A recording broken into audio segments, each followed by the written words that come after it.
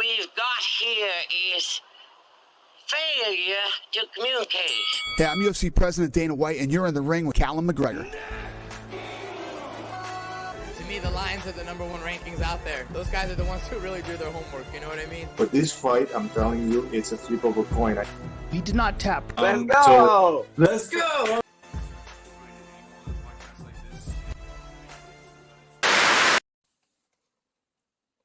Okay, UFC Paris in the books.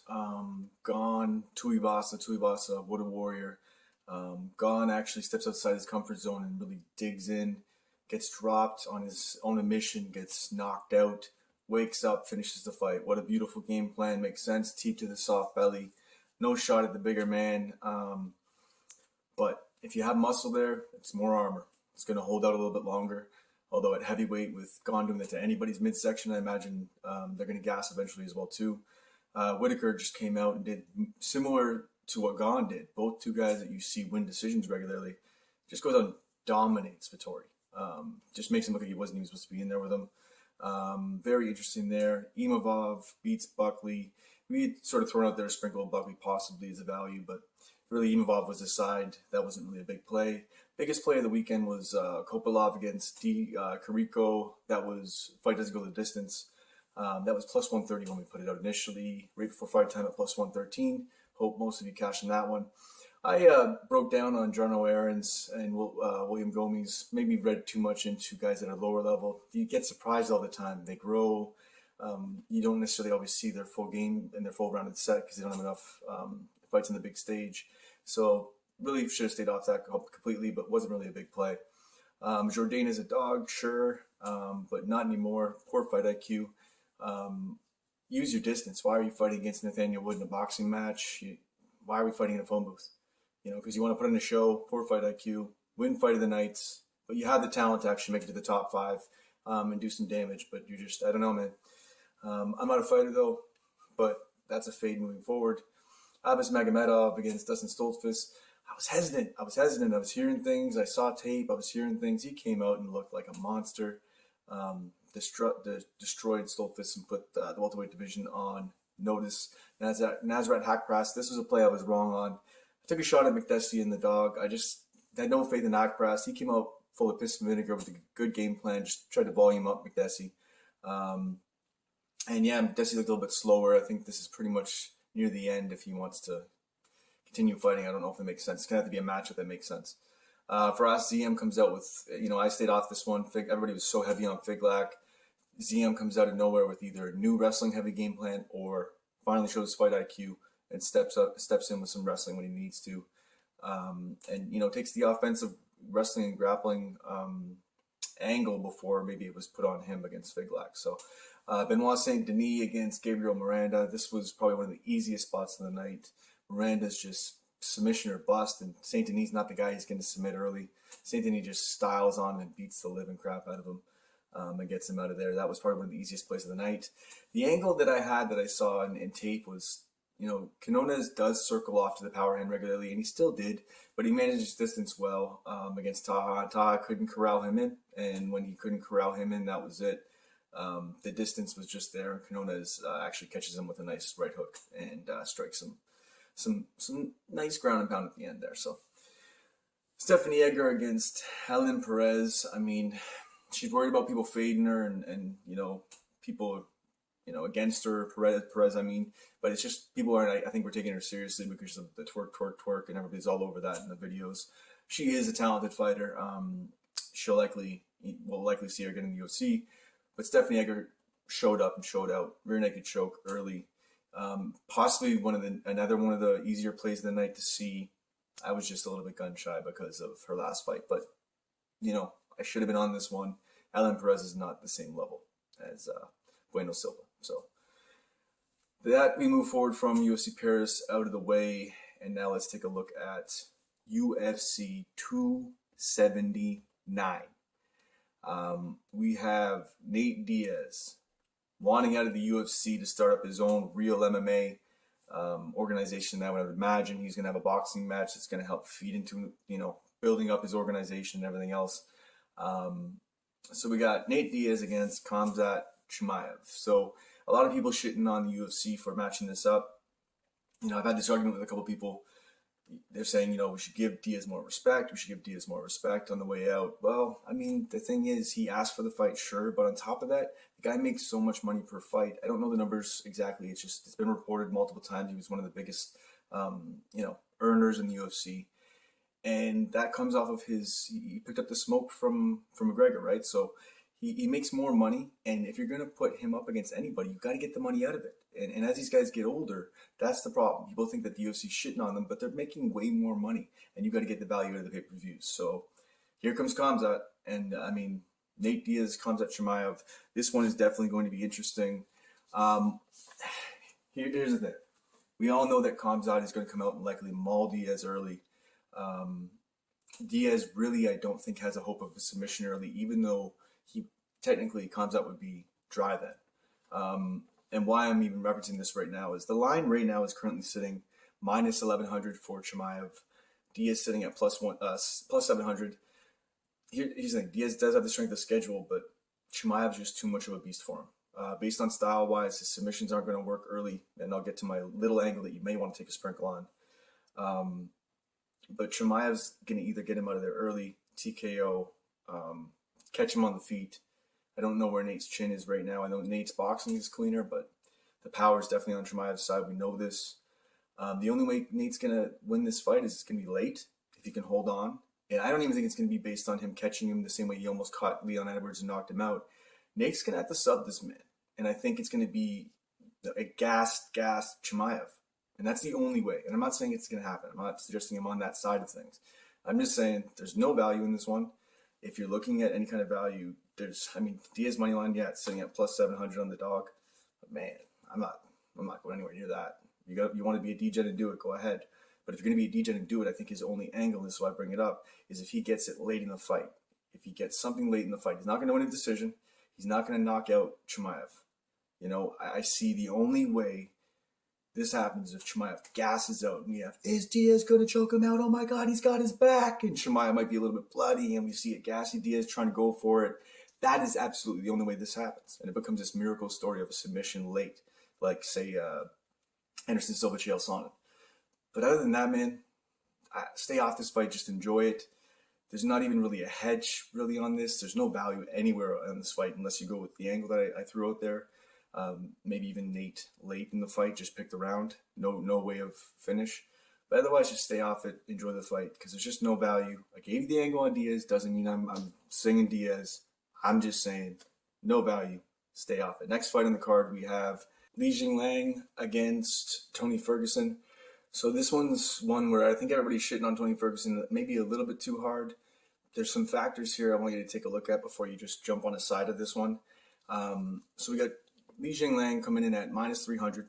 We have Tony Ferguson coming in at plus 240. 19-7-0 on Jingling's side. Ferguson 26-7-0. Obviously, we know that Ferguson has a strength of schedule.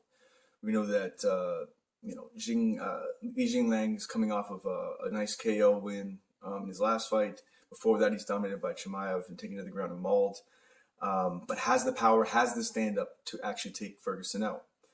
But here's my thing.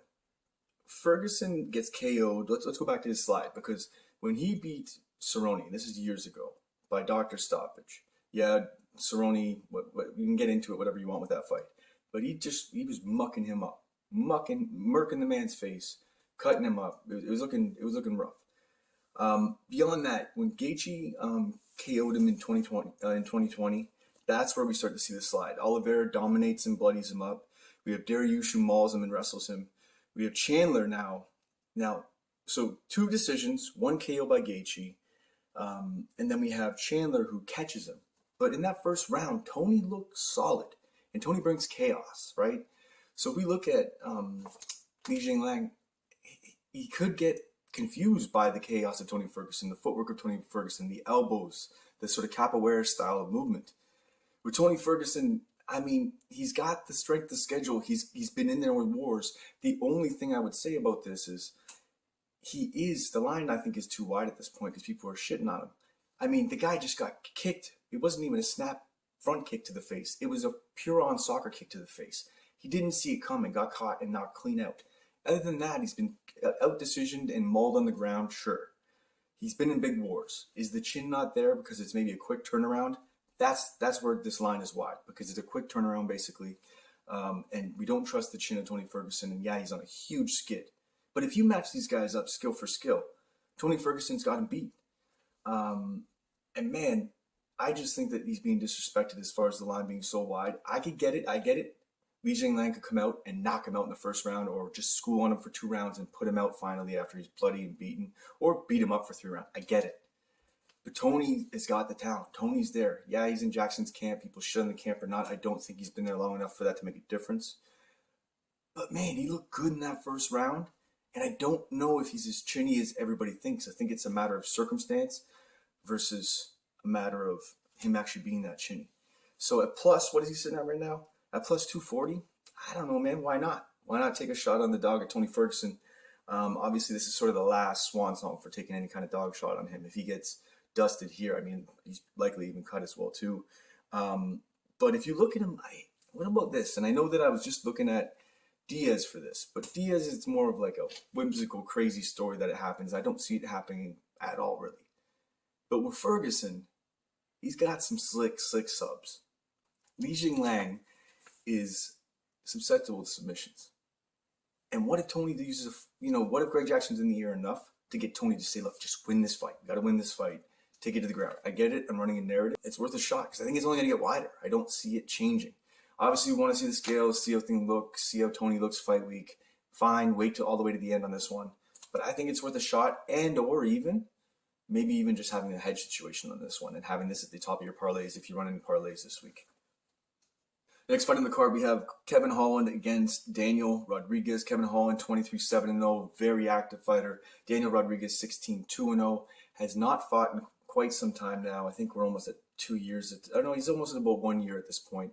His last fight against Kevin Lee, where he came in on short notice, looked good to get Kevin Lee, schooled on him, but that doesn't really say much to me. I mean, Kevin Lee's stand-up is subpar. And yes, once again, who am I? But as far as breaking down fights in comparison to other fighters, his stand-up is subpar. His wrestling is top-notch. But, I mean, man, Rodriguez beat him pretty handily. Yeah, it was a unanimous decision. Schooled him on the feet. Kept it off the ground enough to be able to actually, win on points. And he's got great boxing. He's willing to take a shot, sure, but he's also a guy that's going to go in there, set up his combinations, and bait you into a counter. So, I mean, I don't know. His pressure's there. For me, if I'm looking at, I don't know. It's a tough one, man, because Kevin Holland, if you want to actually shit on his fight IQ or shit on where he's lost before in the past, his momentum's there. Rodriguez is going to play right into his hands. I don't know how Rodriguez is going to look after being away for this long. And I mean, I don't know. Like, his win over Mike Perry looks great, but that's quite some time ago now. It's 2021. Mike Perry's boxing's come a long way, and that was pretty much a boxing match. But if we're looking at it, man, I think we got to take Holland based on momentum, Holland based on decision-making. He's shown very smart fight IQ in his last 2 fights. And I just see Holland being the side here. If we look at it, Holland, I mean, he's got a solid jiu-jitsu. He's okay to go to the ground here if he needs to. On top of that, too, though, he's just got the range. He's going to be able to use teeps, use leg kicks to keep Rodriguez at bay, and try to catch him with either his legs or catch him with the hands as well, too. Elbows, he's willing to go into the clinch with him. He might even take him down. You may see Holland take him down and submit him here. I know I'm throwing a bunch of submissions out from guys who typically strike but have strong submission games. But, I mean, there's some live submissions here. You guys maybe find your angle on what you think and where you see it, but that's a potential there, too. So, I mean, Kevin Holland inside the distance is there, but, I mean, at the same time, it's hard to put Rodriguez away. He doesn't go away. So usually when I find myself in a situation where I'm riding on Kevin Holland inside the distance, he's beating guys, momentum, he's a juggernaut, he's killing people. But then you run into a guy who's steady Eddie, solid boxing. When it comes down to it, he's going to fight for your dollar. He's going to make it all the way to the third round or decision. Man, I gotta say I'm going to tail back from my inside the distance. I'm going to say Kevin Holland by decision. So we'll go Kevin Holland by decision. But, I mean, even Kevin Holland at moneyline right now is minus 210, and I'm sort of okay even at looking at that and maybe parlaying that up. It could get a little sweaty, but I think Kevin Holland's going to take this one. Okay, next fight on the card we have Irina Aldana against Macy Chiasson. Irina Aldana 13-6-0 against Chiasson, who is 9-2-0. Aldana coming in at minus 182 and plus 146. So there's been some love coming in on the Chiasson side of things. And I could see it, but after breaking down tape, after breaking everything down, I could really see that, I don't know, man. I think the matchup-wise, they're very similar in styles, and I'll get into it, but I just think that Aldana has a class in this one. So we know that this is likely going to play out in a kickboxing realm unless Chiasson gets smart and wants to try to take this to the mat. But both ladies are very well-rounded when it comes to their MMA game. But when it comes down to it, their strong suit is their kickboxing. Aldana is a little bit more of a clean striker. She can actually push a pace and actually be on the front foot and get in there and bang with women. But at the same time, she plays it very well if she's being pressured and off the back foot.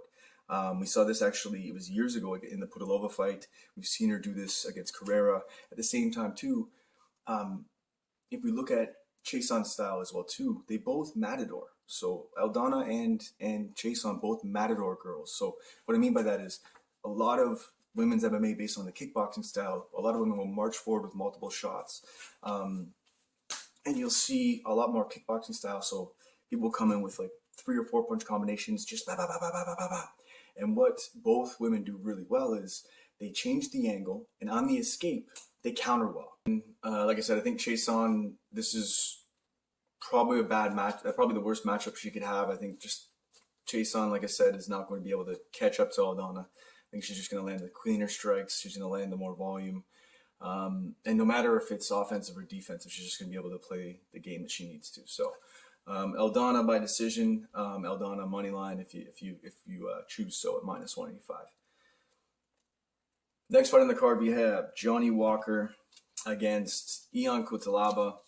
I mean, if there was ever a fight that was the Super Bowl of poor fight IQ, we have it here. Johnny Walker, 18-7-0 against Ion Cutelaba, 16-7-1.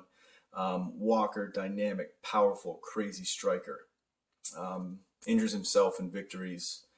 And really, I don't know really what happened in his last fight. Just Jamal Hill I've never seen a knockout like that. Like, he literally got hit, went up to his heels, and then fell like a tree.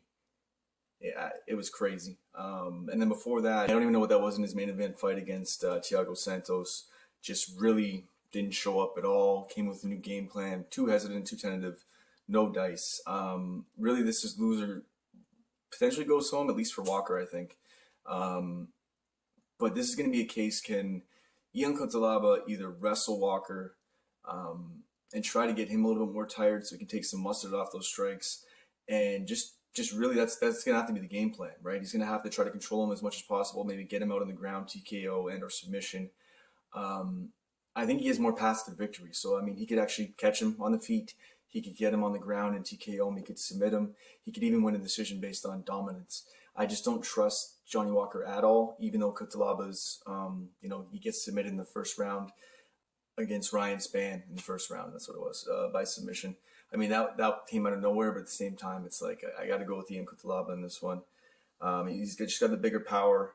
Like I said, although he does have poor fight IQ, I think this is sort of an opportunity for him to redeem himself in this fight and likely get Johnny Walker out of there. So, I mean, if you're looking at Ion Cutelaba, you can pick him as a side. It's not too bad. I mean, it's minus 200 for Cutelaba, plus 160 for Walker.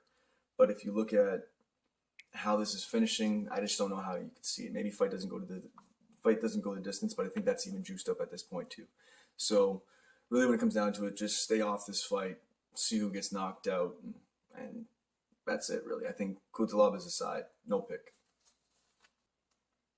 Next fight on the card, we have Hakeem Dawodu, Canadian, against Julian Rosa. 13-2-1 for Hakeem Dawodu. Julian Rosa coming in at 27-9-0. And really, in this fight, I think at minus 235, I think the line is too wide, right, for Dawodu. Rosa coming in at plus 180. Rosa, he gets into wars sometimes, right? He does actually have some pretty solid stand-up, but he gets into wars and doesn't necessarily get hit well, doesn't take shots well. It doesn't look good to the judges. At the same time, does bloody up. I don't know if it's scar tissue, whatever, but he gets bloodied up in his fights as well too. So as far as going the distance, that's a problem. But here's the biggest thing: 5 of his 9 losses come by KO, and that's not even counting the one that he got KO'd in an exhibition fight. And I didn't even check double. It could have been boxing. I didn't double check that. But the whole point is, in his full career, he's been knocked out 6 times. Dawodu is typically a guy, strong kickboxer, right?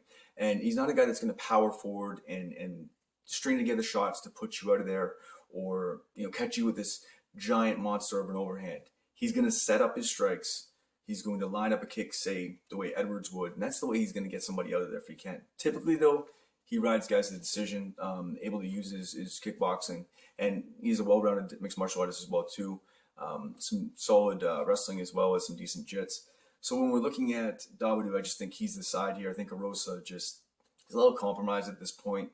I think he's willing to just sort of fight whatever fight is there in front of him, and I don't know if he has the chin for it anymore. So I think that, if Hakeem doesn't get him out of there, I think he might even still have big moments where he makes Rosa look a little bad. But either way, as the line gets wider, I'm sort of staying off it. Dawodu is the pick. But I do like, there is an over-under there. I think that Dawodu potentially could get him out of there.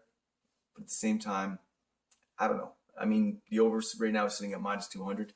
So if you're looking at Dawodu and you think that he's going to win by decision, and you're looking at -235, that over might be the play for you moving forward. So I think Dawodu's the side. I think the over is the play. Next fight in the card, we have Jailton Almeida against Anton Turcali. Turcali taking this fight on short notice. Jailton Almeida was set to fight Shamil Abdulrahimov.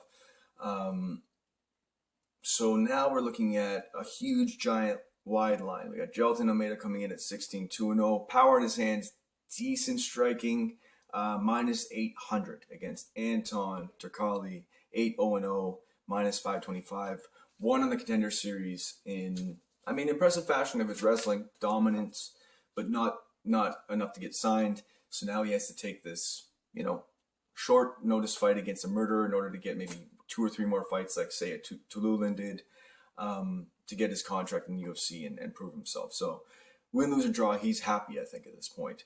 But which tells me that that's another angle where it's like, does he sort of just give up to tap or whatever it is to call it, live to fight another day type situation? We've seen this a lot, right? When guys are given this fight to sort of get a contract on short notice. Same time, he's a well-rounded fighter in Turcali. A little cringy though, man. And it really didn't live up to any of the bullshit he was talking. Has some highlight reel knockouts. So do some other fighters that aren't up to a certain standard as well too. So we just don't know yet. A lot of question marks. We didn't see that he was going to come out and grapple in the Dana White Contender Series, but he did. But ultimately, his win condition may be on the feet, because I don't see him doing anything against Jailton Almeida, who's one of the top high-level guys in jiu-jitsu around the world right now. And if we look at it, at least at his weight class, and if we look at it, Jailton is likely going to take this man to the ground, and it's going to be very, very sad. But the line is way too wide. Jailton right now by KO is +375. Jailton by submission is -152, which is the most likely outcome. So if we meet in the middle there, I would imagine inside the distance is going to be just sitting plus money. If we can get a little bit of plus money on Jailton by submission, I would play that.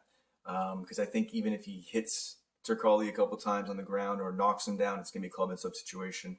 He could knock him clean out, but I just think that Turcali's got decent striking. Jailton's going to have to set it up to take him down and maul him into submission. But who knows, TKO could happen. You might just want to go, like I said, inside the distance. Next fight on the card, we have Denis Tullin against Jamie Pickett. Tullin coming in at +110, 10-6-0 against Jamie Pickett, who is -130, 13-7-0.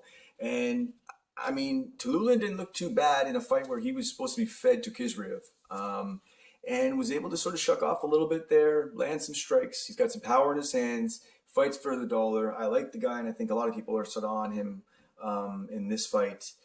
If we're looking at it, Pickett has the same amount of power. They're both aligned pretty well the same as far as KO. It's +30, 25. So both guys can be expected there. It's just Tullin's more willing to throw it nowadays, and Pickett more grabbing your hips, grabbing your, double leg, single leg, but up against the cage. He's going to lean into you with that shoulder, keep that head control, and really sit there. And that's really what he's been doing. He has a talent. There's talent there. It's just there's willingness, belief, fight IQ. I don't know what it is, but the guy's just a fade. It's a giant fade. I'm on the dog here. Tullin plus 110. Tullin by KO is plus 325. I don't know. Might be a decision. Big moments maybe. But under 2.5 is even right now. And I sort of like that play.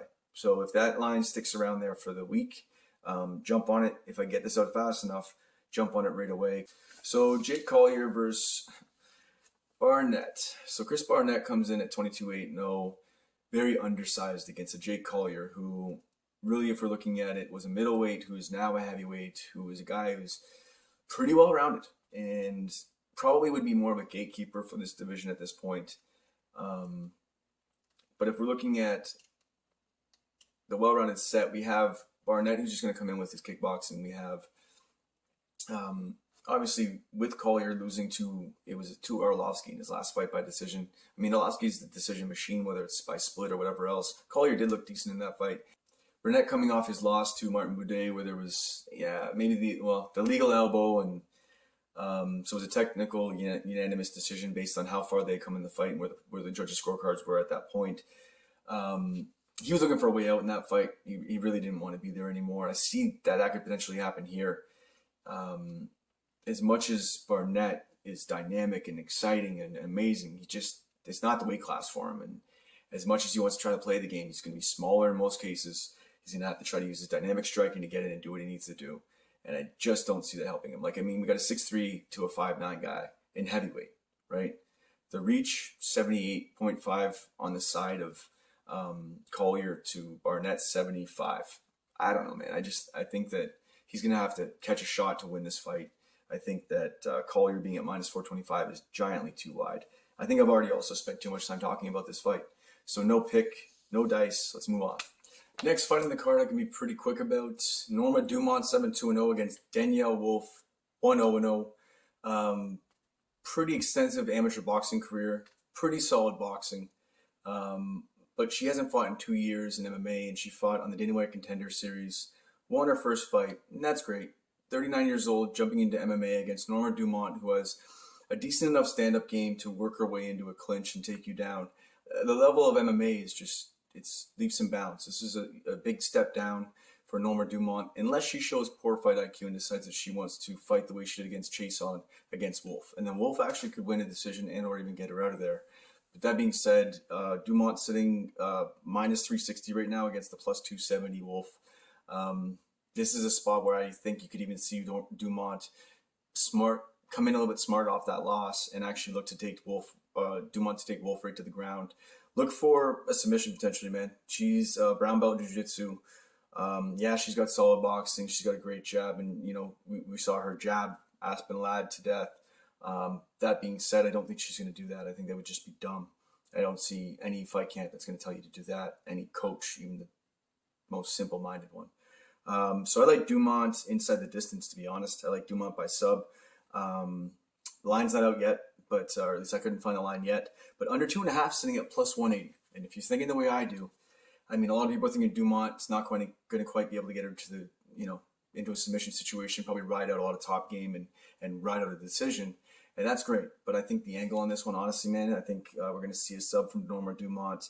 And when the line is this wide, why not take a shot at that? It's a likelihood. It's a decent likelihood when you have someone with such low-level grappling experience. Sure, 2-year layoff. Maybe she's improved. But at 39, I'm not going to look at it if she was 22. Not the same thing. All right, we don't have an Natalia Silva on our hands. Next fight on the card, we have Chad Annaleger against Haile Elatang. Chad Annaleger is the epitome of Mr. Come From Behind, Mr. Dog, Mr. People that, the reality is you just didn't expect him to win the Dana White Contender Series. People shitting on him in his last fight, comes out, pulls it out at the end of the fight because he doesn't go away. He was submitted early, a lot of big losses early, and I'm sure he's probably sick of hearing that, and turned his career completely around on a huge fight winning streak. Some money's been coming in on Chad Annaleger so far. He is definitely a live dog. So Chad coming in at 12-5-0 plus 140. Elatang coming in at minus 165 favorite, 15-8-2. When we're looking at this, Elatang's volume is low, right? He's more of a counter striker. And Chad Eneliger is more of a pressure guy. He's going to continue to volume you. Just under about 4 strikes landed per minute in the cage. And if we're looking at Elatang, he's just under 3. So there's a volume edge there. Maybe some of the cleaner striking you may want to say from Elatang's side, but upon really looking at his striking, and I remember thinking that, this vividness, remembering that his striking was a little cleaner than it actually is. And if you watch tape on him, the problem with him is he's a counter striker, and he wants to wait for you to come in order to land that overhand right. He does have some decent work with his kicks as well too, some solid leg kicks. But here's the problem. He actually has to wait for guys to come to him, and sure, Eneliger is going to come to him. But he ends up missing a lot of his counters. Where he works his counter best is when he goes in, touches up his opponent, and then steps back out again, waits for them to come in with their strikes and counters them. If he finds himself looking for a counter game, he's going to get lulled into either a loss by decision or a late finish where he's going to get knocked out by Eneliger. So I know a little sloppy as I'm presenting this, but the idea is Elatang needs to initiate the person's strike. So he needs to be the one going first, landing a 1 or 2 shots, then actually having the person counter and then catching them. That's the way he needs to do this. And otherwise what's going to happen is he's going to end up waiting and waiting. And he's going to have Eneliger who's not going to go away. He's going to press him and press him. If Elatang wants to take this to the ground, I mean, we have a guy who's learned from losing in submissions early in his MMA career and now is a pretty slick jiu-jitsu artist. So I'm not really worried about Eneliger on the ground. At the same time, also he has great scrambles. So coming in at the dog shot at plus 140, I don't see this fight ending early. I think these guys are going to do a little bit of feeling out. I see another Eneliger late because I just think that with Elatang, if he doesn't get that game plan working for him, he may eventually actually start to press. And when he does press forward without actually stepping back to counter, and he just presses forward, he leaves his head out there, right? So he'll start hunting for the shot. So if he ends up running a big counter game plan early, gets outpointed, feels like he's behind, and starts to lean into his shots, it's there, okay? Who am I? It's what I saw on tape. And Elatang he leaves himself out there and exposed. His overhand right is big, but Eneliger has bigger power, I think. So I'm going to be on the Canadian side of this, whether I'm wearing a Homer hat or not, I don't care. Chad Eneliger, inside the distance. If we're looking at it, I like his money line anyways. If you want to look at third rounder decision, great. But I think Eneliger is going to be the side in this one. So at plus 140, that works for me, money line, and we don't have to get cute with it. Next fight in the card, we have Elise Reed, 5-2-0 against Melissa Martinez. Melissa Martinez is 7-0-0, and she is coming in as a favorite, minus 165 against Reed, who's plus 140, who's had a little bit of a skid and is, I guess, getting faded a bit. Martinez coming in with, a solid stand-up game, a little bit more of what we'll say is maybe more of a karate style stand-up game. So she manages distance well, but she's scrappy as hell. And, with Reed coming off of her loss to Sam Hughes, this is where the lines start to creep the other way. And I think that Reed is actually a way more talented striker than, the lines give me her credit for in this one. I think at the same time, when we've talked about this in the past, a lot of women's MMA will go to the judges' scorecards. A lot of lighter level men's fights go to the judges' scorecards. It comes from a lack of ability to be able to KO somebody, right? Put somebody out. So when fights go to the judges' scorecards more often than not, and we have a situation where there's judges that are a little bit sketchy at times, and or just fights that are so tight and so close and you don't know, especially when it's a kickboxing affair, depending on how it looks, I'm going to take the dog shot. When we have Elise Reed, who actually is a solid stand-up, Taekwondo stand-up, but has adapted a good kickboxing game for MMA, I'm liking Elise Reed in this one. I think that it's a good dog shot. I think this is lined up for us to watch the bookies on this one, really. But at the same time, yes, it is the second fight of the night. It is a little bit lower level MMA. If you want to stay off it, I get it. But I just think Reed might be a side in this one. So Elise Reed, plus 140. But I don't know yet. We'll see.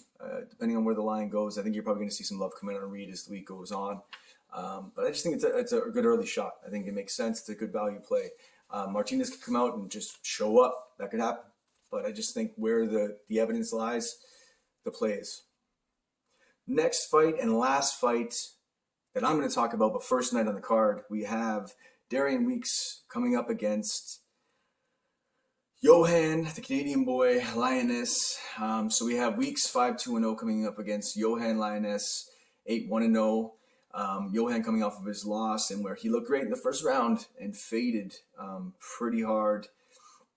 So now he's coming in as the dog in this spot at plus 110. It's pretty well aligned. He still has some pretty solid striking, but we have Weeks coming in off of, he's on a 3-fight skid. If you include one of his boxing matches that he had. Sorry, I'm just looking at Tapology right now. But 2-fight skid in MMA, and I mean it's the Ian Gary and Brian Barberena. He didn't have a bad showing against Ian Gary, but at the same time, 2 losses. He's going to be able to close the distance on Lioness and actually make this scrappy. He's going to have to. He's not going to want to be at range with Lioness and have him get into any kind of comfort. The thing about Lioness and why the line is the way it is his striking is better than Weeks. Weeks is going to try to run a wrestle-heavy game plan using some short boxing on the inside to get close. He's going to have to bang, bang, touch up, change levels, and get in there. Get him committed to maybe even getting Lioness committed to a big shot, because he does throw a lot into those punches, and ducking under, taking him down. That's Weeks' path to victory. Lioness throws so much into his shots. His power is that of a heavyweight. Like, when he touches people, it's like Derek Lewis. They go out. But so much goes into that. And with his frame being what it is, yeah, he's a muscular guy, but what happens is it gasses him the fuck out. And now we're in a situation where you're in the second or third round and Weeks is just all over you. So if you're on the side of the guy who gasses, you may find yourself ripping up the ticket in the third round because you know just where it's going to go. That being said, the power's there. I don't hate anybody that wants to take a shot on Lioness. The line's pretty much a pick 'em at this point. Like I said, Weeks is going to have to use his boxing, get Lioness to commit, shoot, wrestle, get him tired. That's it, plain and simple. So he's going to have to get him to commit on some shots early, and that's dangerous. So this is really a stay off for me, especially for the first fight of the night. Live betting Weeks in the second round might be a play. Under 2.5 right now, sitting at minus 145. That actually might be the play on this fight. Under 2.5, minus 145, Weeks, Lioness. That's the play. So as far as all the picks plays, this is just sort of an early breakdown, quick, trying to get it out as early as possible. We'll be doing it over 1.5 midweek. We're going to break down a lot of Nick's stuff and then go over any of my final spots. But wanted to get a podcast out for you early with some picks. Once again, we like to dig into tape. We like to line our pockets while lining yours. And if you don't like it, what we got here is Failure to communicate. Those guys are the ones who really do their homework, you know what I mean? But this fight, I'm telling you, it's a flip of a coin. He did not tap. Let's go! Let's go! There we go. Immortalized forever on YouTube as a slut.